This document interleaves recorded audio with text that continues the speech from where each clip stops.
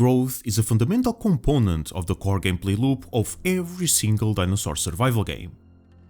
Taking into consideration that this genre is essentially the simulation of an ecosystem, the natural course of an animal's life is of course birth, maturity, reproduction, and death.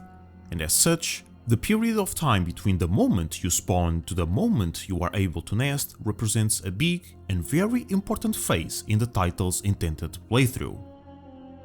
But even though its relevance is valuable and people in general like the concept of growing in these games, the reality is that its execution in every single case leaves much to be desired. From Legacy to Evrima, Path, and Bermuda, the unanimous perspective their communities have about this mechanic is neutral at best and very bad at worst. Most of us heard numerous times during our play sessions that growing is just straight up boring, being nothing more than a multi-hour long cooldown that everyone has to wait before they can actually play the game. At the beginning, when you're trying the game for the first time, this issue is not apparent at all. Everything is new, you possess no knowledge about the game, and seeing your once small baby become the strong adult it was destined to be feels really good. The anatomy changes, things that once startled you are now as little as a pebble, your vocal changes, you get access to your entire Dino's kit, you can do more stuff now. The visual, audio, and mechanical feedback we get through our growth is very satisfying. You feel rewarded for staying alive for hours on end, almost like an achievement of sorts. But those sensations will quickly wear off and be replaced by some a lot less pleasant. Obviously, this doesn't apply to every single person here, so if you don't identify with this sentiment, just keep in mind that you're not in the wrong here. But many of us will eventually realize that in these games, growth just isn't done right. Now, and get ready because this is going to be a long tangent. You can argue that continuous repetition of an activity will at some point lose its novelty, that no matter how good or satisfying doing something is, one day that same activity will no longer be fun to do. And personally, I disagree. Of course, games do become boring eventually, and some get there a lot quicker than others. The game's quality will always have a crucial role on that, so bad games will always become dull quicker. But rather than a scale, this is more of a spectrum, and at a certain threshold, the game feels so great to play that people can, theoretically, play forever. Monster Hunter, Helldivers, League of Legends, Minecraft, Fortnite, and others, all of these possess such amazing gameplay that you will always enjoy doing it. What I believe people mean when they say that all games become boring over time is not directly correlated to its fundamental components like combat or building, but rather solely to the game's progression. These games are so highly regarded by the gaming community because their gameplay is stellar. But notice that when people stop playing, they don't say, oh, the gameplay sucks now. No. That remains consistent. What they do say is that there is nothing to do. That right there is important to decipher, because of course there are stuff to do. The combat itself in these titles are a thing that you can in fact do and is even one of their core selling point. What they really mean is that there's nothing to aim towards. You completed all the quests in Monster Hunter, you defeated the Ender Dragon in Minecraft, finished all season passes in Fortnite. When that happens, the player's progression stops, and without progression, the game instantly becomes stale. Regardless of how good the gameplay is, players truly need to feel like they are progressing through the game. They need to feel like they are going somewhere, evolving in some way, improving. That's why playing League of Legends becomes frustrating, but not boring. In that game, your progression is represented through not just levels, but most importantly, rank leagues. And since this is a PvP-centric title, your own knowledge and skill will determine your own ceiling. But since that ceiling rarely, if ever, matches with the actual ceiling of the game, that will give the illusion that league's progression is infinite. And because of that, plus the satisfying gameplay, you can technically play the game forever without losing its enjoyment over time. Obviously, things are more complicated than that, because updates can change the game, other games can come out and interest you more, and many other things, but you get the idea. Dino Survival's growth, however, don't have this luxury. Initially they are enjoyable, yes, but it is not due to their intrinsic value, but rather for its novelty. It's a new thing, a new game, you're experiencing it for the first time, and due to our lack of knowledge of how these games work, we have an incomplete perspective. That's why after playing them for a couple dozen hours we realize that that part of the game is not fun. But why isn't though? What exactly is preventing this system from being enjoyable? For that, we must first understand its purpose from a design standpoint. Growing is basically this genre's progression. You grow from A to B, being the former your dinosaur the moment it spawns and the latter its adult form. The transition itself is autonomous, with the exception of path on official servers. It will happen on its own no matter what. Players can affect the speed said transition occurs, but outside of path, the process is passive. Your main objective is to stay alive for as long as possible, even after you stop growing. The theoreticals of this mechanic are not flawed. What it is how developers do it. And there's one core issue that makes these interpretations fundamentally unpleasant. The way Grow itself affects the gameplay of the dinosaurs we play as is immense. If we analyze the baby and adult forms of any dino in these games, the former is infinitely inferior to the latter in every single way.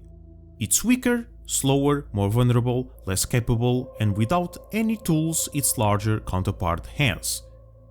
This discrepancy is so extreme that once you see it, you realize that there's no point in doing anything while growing, not only because you are heavily limited when it comes to activities and feature accessibility, but also the things that you can do, your adult form can do better. This in turn makes players feel that doing anything prior to full maturity is doing things suboptimally or straight up pointless. There is no point in hunting because you're weaker, slower and more fragile. There is no point in traveling because that opens up the possibility of being hunted, and since you're not at your peak that would put you at an automatically disadvantage, there is no point in playing the game at all, before being an adult. That's why AFK growing is even a thing in the first place. There is no incentive to play before fully grown. If anything, the game actively punishes you for it. So the most efficient and safest method to get to adulthood is to simply do nothing. Just eat, drink and sit down for 2, 4, 6 hours. The developers were aware of this issue. They understood that staying half the time in game not actually playing the game is pretty bad for their title. So to solve it, they used different methods to eliminate or at least discourage said behavior. The Isle added diets and Path added quests.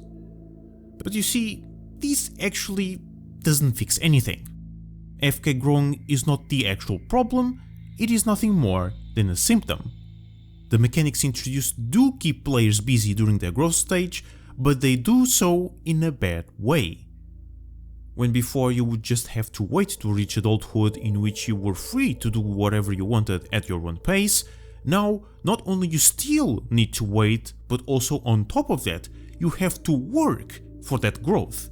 Because if you remain AFK, you will grow significantly slower and weaker in the Isle, or literally not grow at all in Path's official servers. This is problematic because it does not address the actual issue.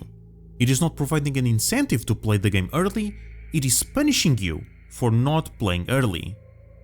That is a huge difference. The fundamental problem was that players didn't see the point in actively participating in the ecosystem. Diets and quests don't fix that. They solely force you to get your ass up and walk around the map looking for coconuts or acorns. Because if you don't, you will be in an even higher disadvantage than in Legacy. These systems not only didn't help, they made growth worse. They turned it from boring to stressful, constantly on a never-ending search of resources to consume or collect just to get the benefits that you previously had for free.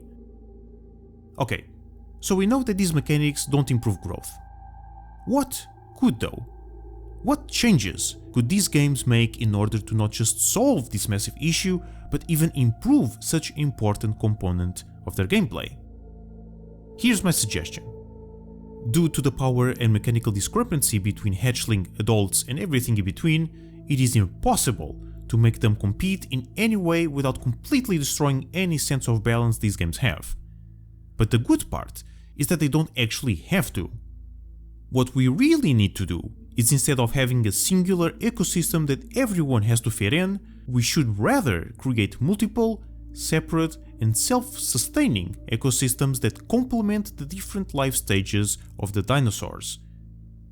If we focused on giving isolated playstyles to different ages of the same dinosaur, they would then have the tools necessary to fill a niche right from the get-go until they grow old enough and transition to their true way of play.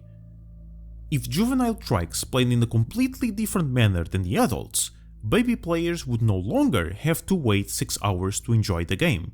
They could do it right from the start without being in any disadvantage because their baby's way of play is different from the adults and is designed for their age. And the best part of this method is that since these playstyles are not permanent, they can overlap with other creatures without making any dino obsolete. Using Trike as an example again, and this is just an example, if baby Trikes played the same way as adult Avas, for instance, possessing the same abilities and mechanics, just different stats of course, Trike players would then be an active participant of the small dino ecosystem and be viable even at young age. And Avas would still be viable, because even in the case that Trikes are better in that niche, it's only temporarily, while Avas feel it permanently. If every dino had at least one extra way of play, growth would not feel like a slog because now you have actual activities that you can do, activities exclusive to certain life stages. And that separation removes all sense of comparison between the baby and adult, because despite the adult being stronger, faster and heavier, it cannot do the things the baby can, making the process not just fulfilling and diverse, but actually fun. But what do you guys think? Do you believe this change is enough? What would you alter to improve growth? Let me know in the comments below. A huge thank you to my Patreon supporters for supporting the channel and the content I create. If you want to join the ranks, you can do so for only $1 a month. The link will be in the description. Don't forget to leave your thoughts and opinions down below, join our Discord server, engage with the community, and I hope to see you all next time.